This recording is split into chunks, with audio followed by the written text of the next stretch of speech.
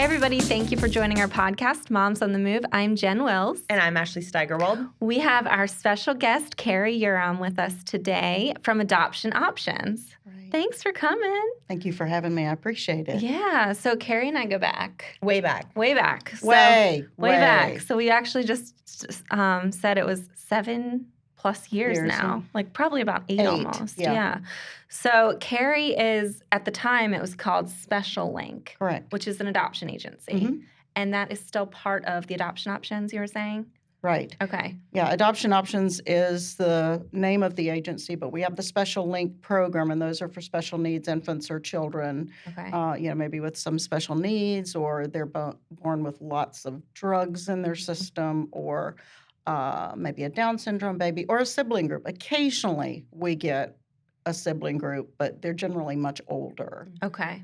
So, yeah, so we had been, I think, if you're not familiar, I had told the story of our, fertility struggles, and we had met with a few different adoption agencies locally in Greenville, and nothing against them. It was law firms. It was very transactional, and it felt for us that was not the right fit personally. And then you were recommended, and you came, and I'll never forget the conversation. You were sitting in our kitchen island, and I was like, done. This is who we're doing the adoption with. and I was playing with your dogs. Yeah, yes. I also love dogs and rescue. So Yes. my two loves, children and dogs. Yep. So you are a nonprofit. Right. And how long have you been doing it? Unofficially, 28 and a half years. Okay. Officially, more like 26. Okay. How did you get into it? Well, I'll just try to give you the Reader's Digest version. My husband and I had our third child in 1992. And when he was 2 months old, our son died of SIDS. And after a very long and intense grief period, we felt that we were to adopt. So a year and a half after the death of our son, we were meeting with a very precious young lady who was carrying a biracial baby boy. And what struck me was that she was grieving the impending loss. Even though she chose us, she was still grieving. And I really struggled with that. And so I called the attorney the next day and I said, you know what, I'm just pulling out of that dark pit. I do not want to be responsible for someone going into that. I can't do that. And he said, no, she picked you all. She loves you. You're going to be good to her, pictures, letters, and more. So he said, you will see in time her grief will be replaced with such a sense of peace. And he was right. She grieved really hard right at first, and this was in the very early days of open adoption, and I wasn't told I could have an open adoption. When we sent pictures and letters through the attorney, but when Alex was about a year and a half old, I called the attorney and I said, I miss her. I want to see her. And I want to see her see him.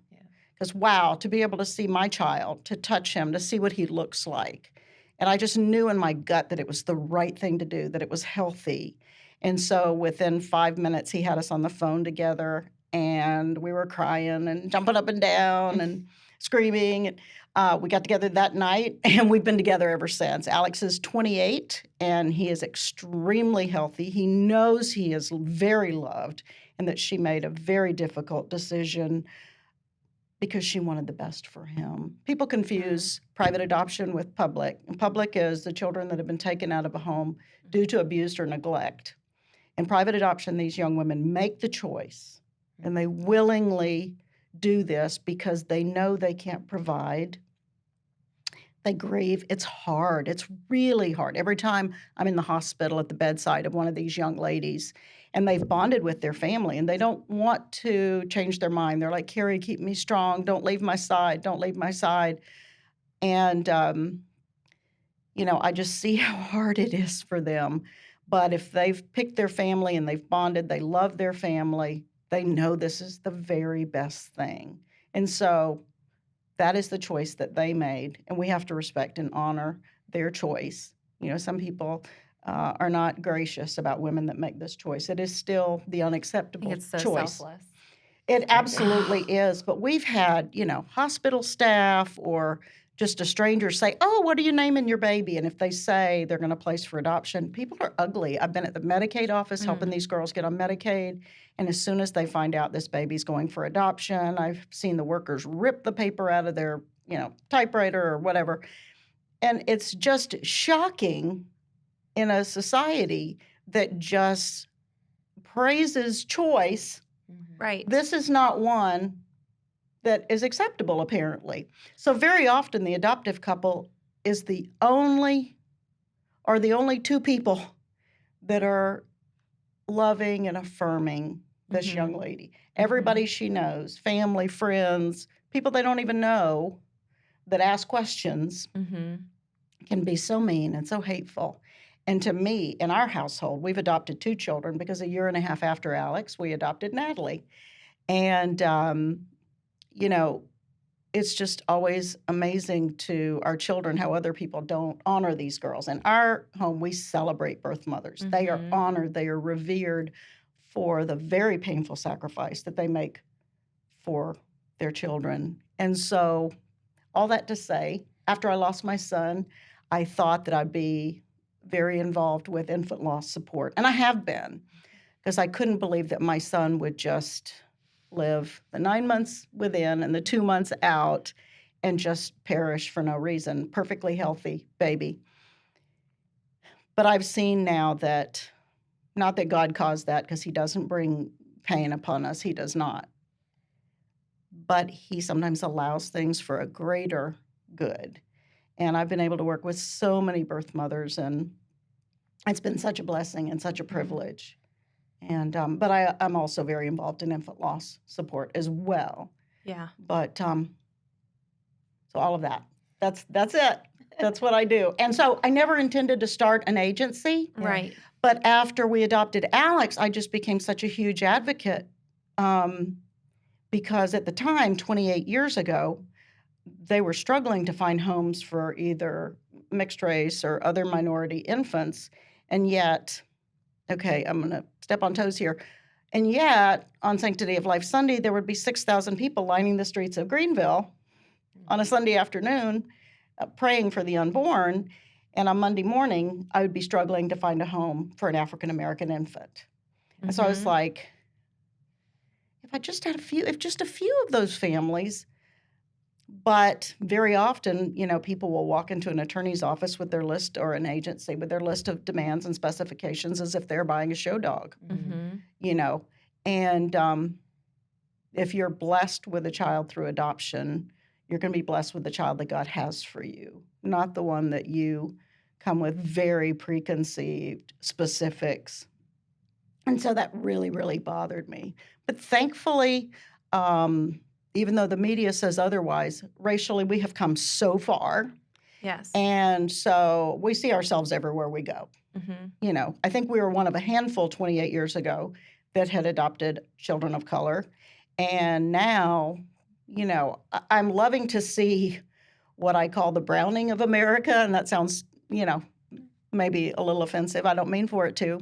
But you see so many either interracial families or families that are mixed through adoption. And, there's there's been a Hispanic influx into everywhere, really. And so I think a lot of people are getting over it. Yeah. The media doesn't want us to believe that. But in 28 years, I have seen a huge, huge change. Because I remember my older 2 kids, when our son died, we had 2 living children. They were 4 and 7. And at their elementary school, there was 1 mixed-race child in the whole school. By the time Alex and Natalie came along, just 4 or 5 years later, there was 1 in every classroom. Yeah. So I think multiracial births and just are tripling every 10 to 15 years, studies show. So things are changing dramatically and rapidly. And so mentalities are different every 10 to 15 years generationally. Yes. Things are so different. Yeah. And we still have a long way to go to Yeah, make we it do. equitable Absolutely. and welcoming. But Absolutely.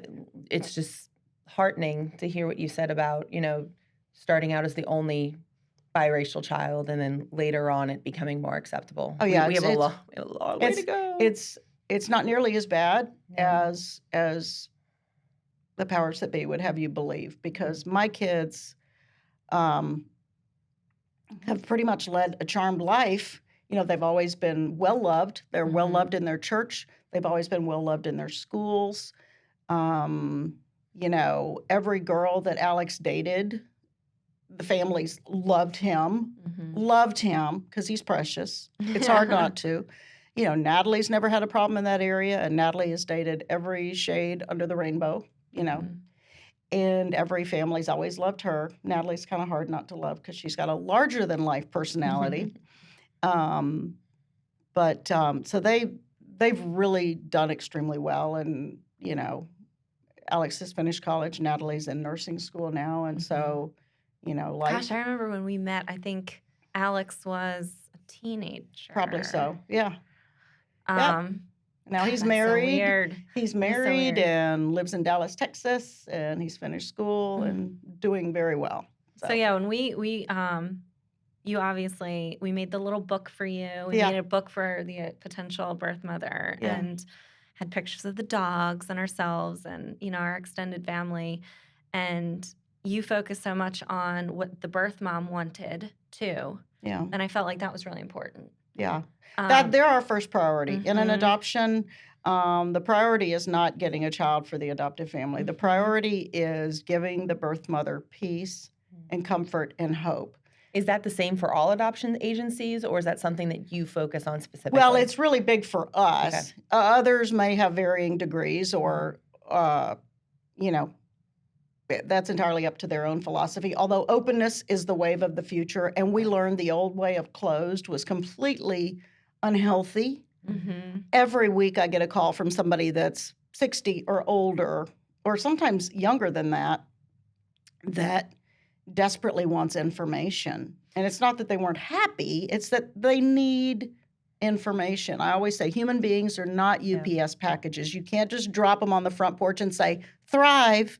And they will, but they just need to know stuff. I fully understand that so much. I think you just want, like, if you were the birth mother, you would just want to know. Peace. And once Have that peace. you have that information, things might change down the road. But at first, having that door open Yes. is very important. It's so freeing because I see birth moms that we work with are so much healthier 6 months down the road than 75-year-old women that kind of were forced to place 60 years ago that are still really struggling because they know nothing. I always say the truth will set you free. And as I was telling you guys before, I rescue dogs. And I'm not even attempting to compare animals to human beings. But we adopted a litter, or we fostered a litter of puppies right after Christmas that were in very poor shape. And we loved them and cared for them and nursed them back to health. And so after several months, when they were strong and had their first shots, we started finding homes for them.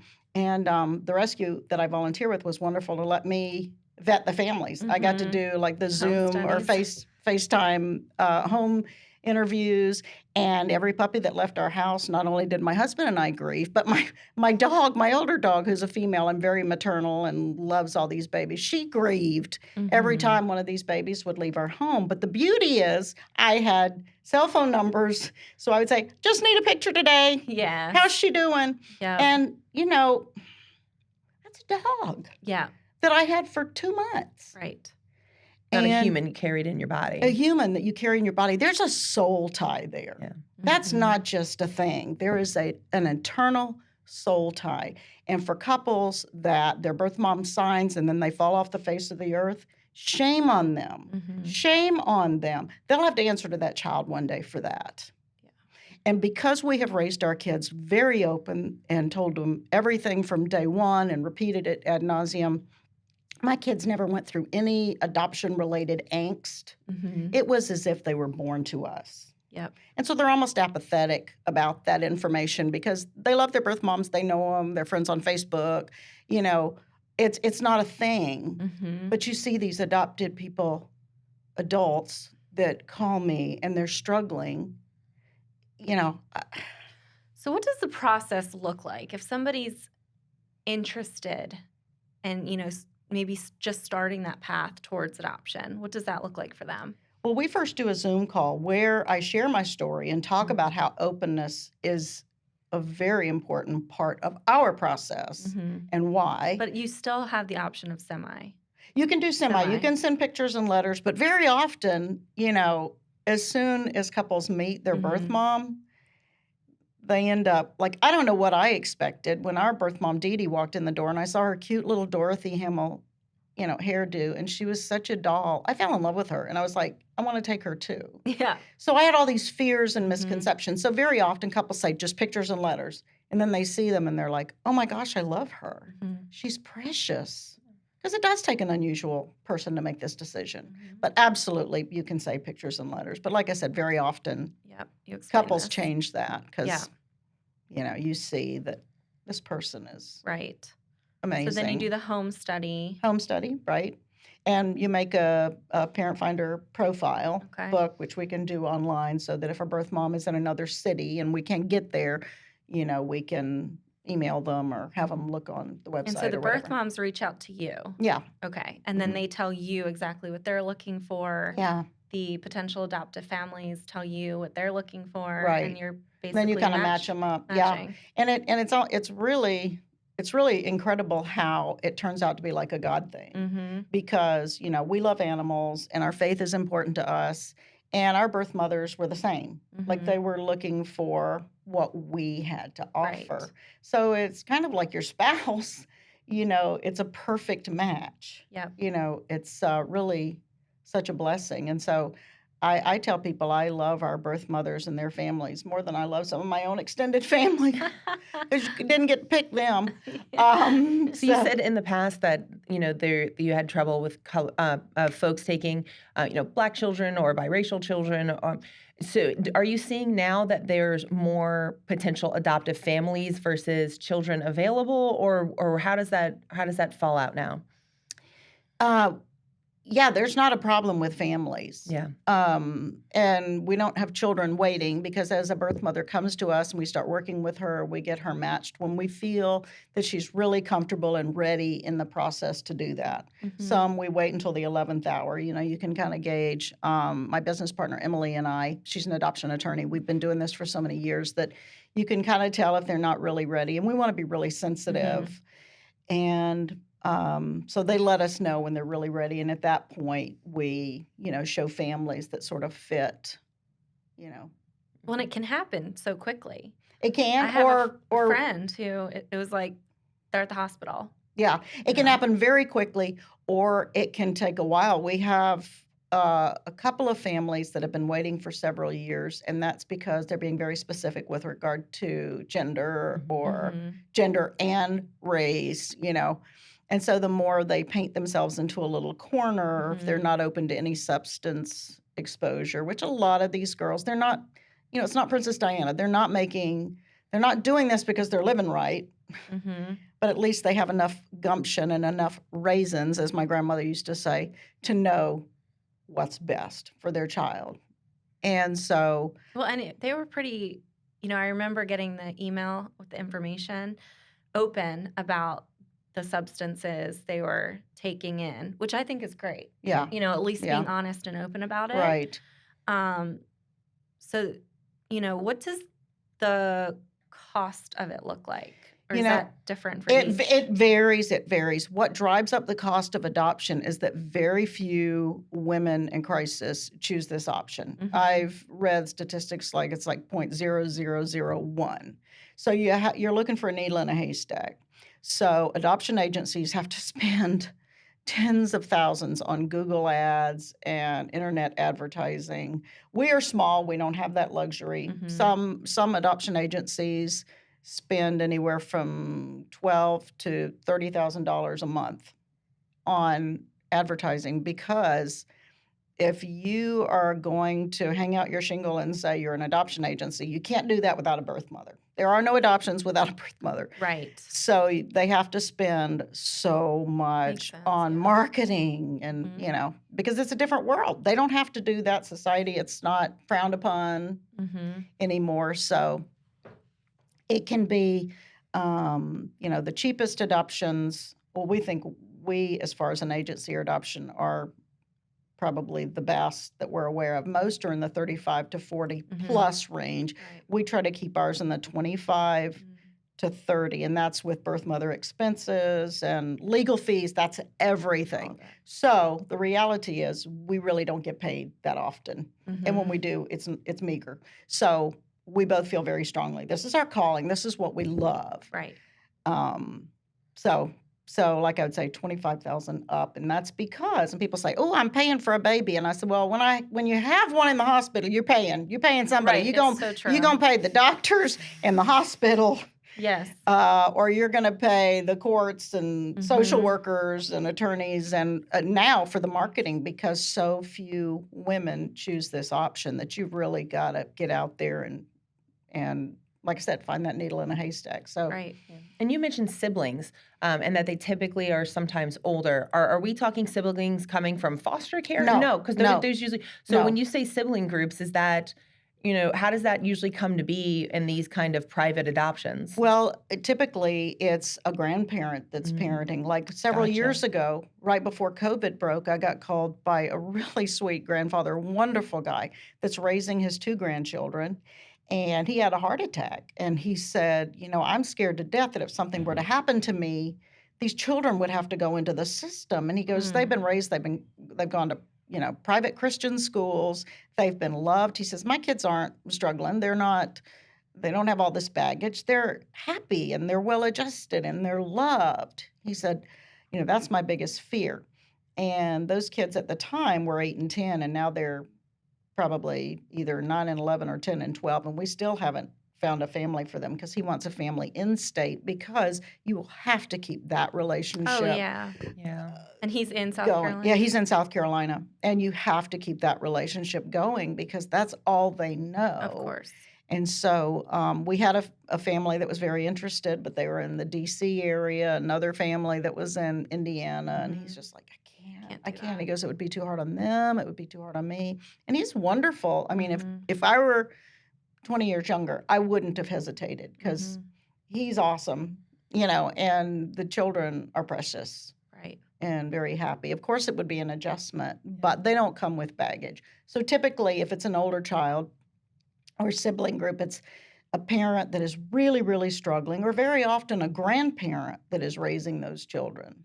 Wow. So we have had that, That makes such sense. Yeah. I mean, he just doesn't want DSS. If something were to happen to him, he doesn't want DSS to and so get they can stay involved. together too. Absolutely. Yeah. It would be devastating to separate them at this point. Take them from their grandfather and then separate them. I just don't believe in separating siblings. Right. If you can possibly help it. Yeah. you know. Now, you mentioned before we started the, faith aspect of this. So you're not tied to any, specific religion, and you're not, gonna. Yeah, because we had looked at foster care agencies previously, and some of them, because we are Catholic, wouldn't work with us. So That is so crazy. I know, but a lot of people don't understand that it's a very real thing, that you have to be a certain faith denomination to work with some of these agencies. No, that's not us. We are Christian based, and so are Catholics. So we love Catholics. I married one, so so that's absolutely Catholic people. I grew up Catholic. I know, and he's a Yankee too. So go figure. Just kidding. I'm a Navy brat, so I've lived all over the world, and so I love everybody. I love nice people, and doesn't matter. We have birth moms that come in that are Jewish, and if they want a Jewish family, then we're going to try to find that for them. If we can't, we do the best we can, but we really try to accommodate. How many are in the state that you do you focus primarily on Greenville families, or do you go out of state? Birth moms contact our you from other the office state? is in Charleston. Okay. So we reach out all over the state. Mm-hmm. I mean, and if a birth mother called us from California, obviously we would work with her. Right. But a lot of our marketing and outreach is focused in the state of South Carolina. Right. Okay. So, yeah. And it is for an out-of-state couple to adopt a child within the state of South Carolina. You have to pay for the interstate compact process. There's a lot more legal wranglings that are taking place. So that is a little bit more. So, but I mean, we welcome families from other states. But a lot of times, birth moms, we got called by a girl last week that just really wanted an in-state family. Right. She didn't want to send her child to, Minnesota. Right. Is there care offered for the birth mothers after Of the course, adoption process? of course, Okay. absolutely. As a matter of fact, 2 of the girls that work for us are former birth mothers. My social worker that does home studies, she placed her son through us 22 years ago when she was a freshman at What's her Carolina. name? Cindy. She Cindy, did our home yeah, study. Cindy does home studies. Yeah. She's precious. Yeah, I worked with her years ago, and she felt like adoption had been such a blessing to her, and her family has been amazing to her. Like she's an extended member of their family. So she wanted to give back, and so she finished Carolina and went on to get her master's in social work. And so, to me, that's the ideal situation. Adoption should be win-win, not win-lose. So when girls come back, or young ladies, I say girls because I'm in my early 60s now, just barely. But when they can come back and say, this has been a blessing for me, that means everything. That means everything. So that is our hope, to minister to them and to help them, and to have adoptive couples be a blessing to them. Like Cindy's adoptive family, they literally just loved her, and to watch her bloom. She was so shy when I met her, like she was looking down, and she had her hair in her face, and finished college, become a social worker, and just to be proud and to do this and to love this. I mean, she's just, to watch her bloom has been amazing. And another girl we worked with 4.5 years ago, Cameron, she writes a blog for our website, and she counsels birth mothers that we talk to. So we don't let go of them unless they just don't want to have anything to do with us. They end up becoming part of my family. I've had them live with us.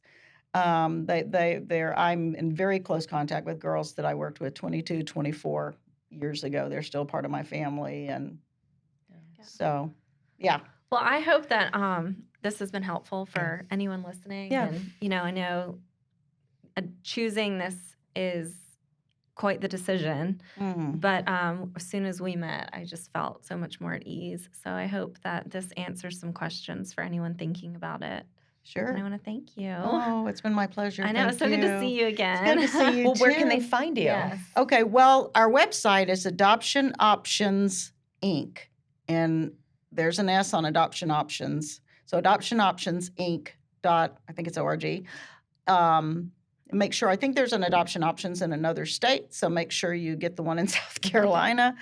And I think there's also an Adoption Option Inc., which might have to do with dogs, which that's good too. So adoptionoptionsinc.org. And I can, they're welcome to. My office is at the First Church of the Nazarene on Haywood Road. My church has been so gracious as to donate office space to me for well over 20 years, which is great when you're a nonprofit. I could never have, survived the last 25 years without that. Yeah. Great blessing. So First Church of the Nazarene on Haywood Road also. Great. Well, thank you, Carri, so much for joining us. Thank you for having me. I really appreciate it. And Of course. I know I've rambled, but No, this is was- great. yeah, I think this is so fantastic. helpful. Yep. So helpful. I just believe so strongly in this. You can tell. I know. Yeah. This You is can my tell. love. This I is know. my heart. Birth Yeah. moms, dogs, and kids. That's a pretty good That's heart. that's what I'm It's a about. good heart.